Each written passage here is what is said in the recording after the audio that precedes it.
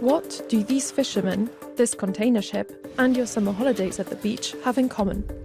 Well, they all belong to the blue economy. From fishing and tourism to renewable energy and biotechnology, millions of people rely on the sea to make a living.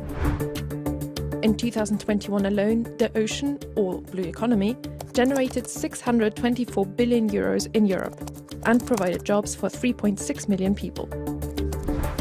But the term blue economy has come to mean more than just business. More and more often, it's about keeping our oceans alive while we use their resources.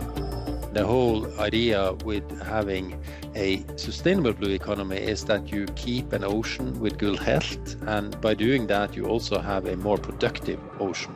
Sounds like a win-win, right? But the trick is finding the sweet spot between economic growth and environmental responsibility. So, how can we make the blue economy greener? Aquaculture is experimenting with algae-based fish feed. The shipping industry is testing hydrogen instead of fossil fuels. And offshore wind farms are making clean energy. But even clean solutions come with their own set of challenges. Take offshore wind energy. Yes, it generates some of the cleanest electricity on the planet. But building these massive turbines, not so green. Environmental groups call out the disruptive noise generated during construction, which can harm marine life. The industry says it's working to fix that.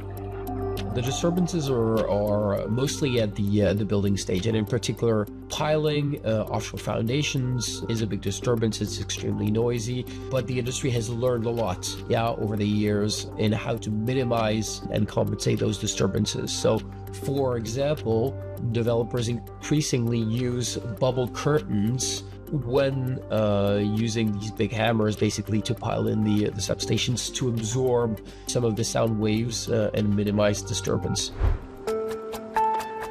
And wind energy isn't the only sector walking a tightrope. Ocean tourism is adopting more sustainable practices, but some level of environmental damage remains inevitable. And hydrogen-powered ships could revolutionize transport. But most hydrogen is still produced using fossil fuels like gas, coal and oil. Only about 1% comes from renewable energy. So, while technologies are rapidly improving when it comes to sustainability, it's not always possible to eliminate harmful consequences for the planet completely. But what matters more is reducing the environmental footprint as much as possible, while planning ahead for what's coming. A potential attractive way is to factor in the knowledge we have about future climate change into today's decision making and management. Because if you invest in an infrastructure like a wind farm that should stay in the ocean for 40 years and you place it where it's optimal today, that will not be the situation 5 years from now, or 10 years or 40 years from now. The clock is ticking. Right now, emissions from many blue economy sectors are still climbing.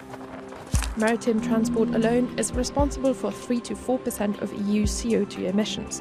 And if nothing changes, those emissions could be at least 90% higher by 2050 than they were in 2008.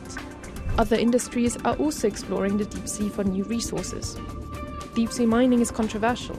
Some say it's crucial for producing green tech, while others warn it could destroy fragile ecosystems. In the end, the challenge of the blue economy is clear.